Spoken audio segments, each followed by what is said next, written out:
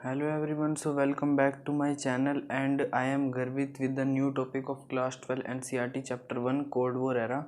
In the previous lecture we covered the topic Cold War, reason of Cold War and the Cuban Missile Crisis, and in this lecture we cover the emergence of two power blocks and the arenas of Cold War. Now let's start the video. तो emergence of two power block से पढ़ने से पहले आप ये जान लो कि emergence of two power block है क्या।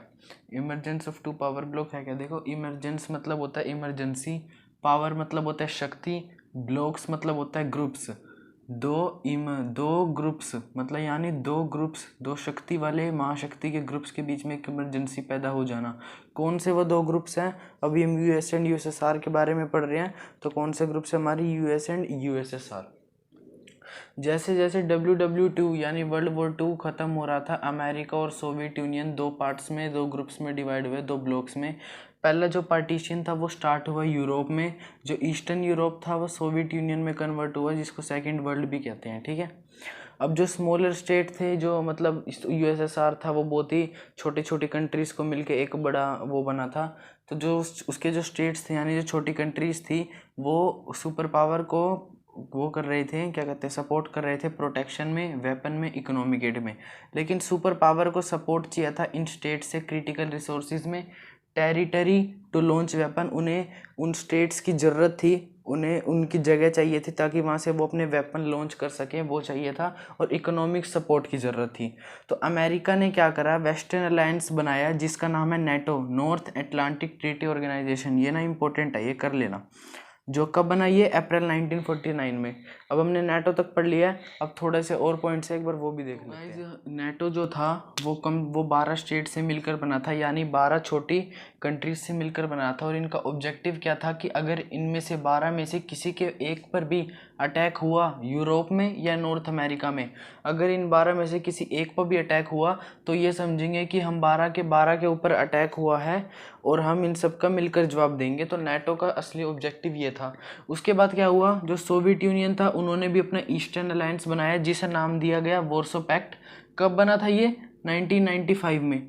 सोवियत यूनियन ने बनाया ईस्टर्न अलायंस, वॉर्सो पैक्ट 1995 में। इसका ऑब्जेक्टिव क्या था कि ये नेटो फोर्सेस को काउंटर करेगा, कि ये नेटो फोर्सेस को मारना चाहता है, अगर नेटो फोर्सेस को ख़त्म करेगा अगर वो यूरोप में एंटर हुआ है, यूरोप में अगर वो कोई दिखे तो।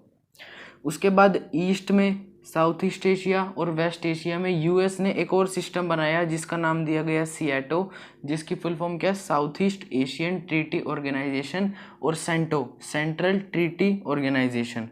उसके अब जो सोवियत यूनियन था ना, उसके क्लोज रिलेशन से किसके साथ थे? चाइना के साथ क्लोज रिलेशन से, नॉर्थ कोरिया के साथ क्लोज रिलेशन थे, और इराक के साथ।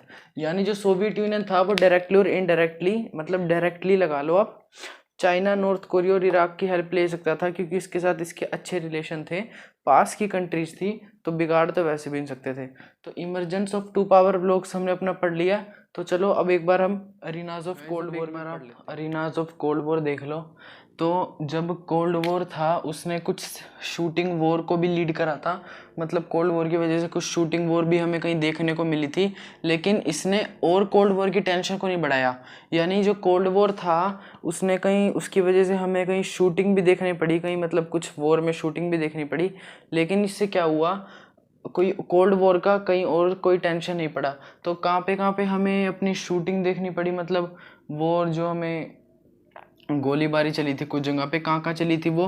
पहला कोरिया में चली थी। कब चली थी? 1950 से लेकर 1953 में। बर्लिन में 1958 से लेकर 1960 में। और कोंगो में चली थी कब? अर्ली 1960s में। 1960s में अर्ली में कोंगो में हुआ था। कोरिया में 1953 से 1953 और बर्लिन 1958 से 1960। अब ये देखो, ये मेन पॉइंट है, ये कर लेना यहाँ से तो आपके पक्का क्वेश्चन बनेगा ही बनेगा। क्या अरीनाज ऑफ कोल्ड वॉर में क्या हुआ, एक नया डेवलपमेंट बना जिसका नाम था नैम, नॉन अलाइन मूवमेंट। और इसका मतलब था कि कोई भी ग्रुप में ज्वाइन मत करो। जो यूएस और यूएसएसआर ने ग्रुप बनाया था नैम का ऑब्जेक्टिव ये था कि कोई भी ग्रुप में मत ज्वाइन करो, नॉन अलाइनमेंट मूवमेंट, ठीक है। अब जो नैव था ना, उसने बड़ा एक इम्पोर्टेंट रोल खेला था। किस चीज़ में खेला वो रोल? कि उसने वॉर को रिड्यूस करा, यानी जो वॉर की टेंशन थी उसको कम करा, वॉर नहीं होने दी कहीं जगह। और ये जो न्यूली जो नई नई कंट्रीज अभी आज़ाद हुई थी ना, उनको एक वे प्रोवाइड करा, उनको एक अपॉर्चुनिटी प्रोवाइड करी कि भाई तुम किसी ग्रुप में ना ज्वाइन हो और इस वॉर से दूर रहो। नैम ने क्या करा, नई न्यू डिकोगनाइज वो न्यूली इंडिपेंडेंट कंट्रीज को एक अपॉर्चुनिटी प्रोवाइड करी कि तुम कोई ग्रुप में मत ज्वाइन हो और इस वर्ल्ड वॉर से अलग रहो। तो नैम ने इनको ये अपॉर्चुनिटी प्रोवाइड करी। अब उसके बाद तो गाइज उसके बाद जो अमेरिका था उसने आइसोलेटिज्म एक टर्म अडोप्ट करी। इस टर्म के अंडर क्या होता है कि जो एक कंट्री है वो अपने अपने बारे में ही सोचता है और औरों के बारे में नहीं सोचता। तो अमेरिका ने इसको अडोप्ट करा था। कब अडोप्ट करा था? 1914 से लेकर 1987 के बीच में इसको अडोप्ट करा। इंडिया ने नैम अडोप्ट करा था, नॉन अलाइनमेंट मूवमेंट। जो इंडिया के प्राइम मिनिस्टर थे उस टाइम पे जवाहरलाल नेहरू, वो इस नैम के हेड थे। तो उन्होंने नैम बनाया था, non alignment movement. Who made NAM? Jawaharlal Nehru, उन्होंने बनाया था। लेकिन उन्होंने आइसोलेटिज्म को अडोप्ट नहीं करा कि अपने अपने बारे में सोचना। उन्होंने और जो छोटी मोटी कंट्रीज थी जो अब आज़ाद हुई थी उनके बारे में भी सोचा, तो उसके लिए नैम बनाया गया था। अब देखो, नॉन अलाइनमेंट स्टेट जो छोटी मोटी कंट्री थी जिसमें इंडिया भी शामिल था, वैसे तो वो वॉर में शामिल नहीं थे, नैम का तो मतलब यही था। लेकिन कुछ हद तक कुछ ऐसे मूवमेंट्स थे जहाँ पर इंडिया और छोटी मोटी कंट्रीज थी वो कुछ हद तक वॉर में शामिल थी, कुछ वेरियस रीजंस की वजह से।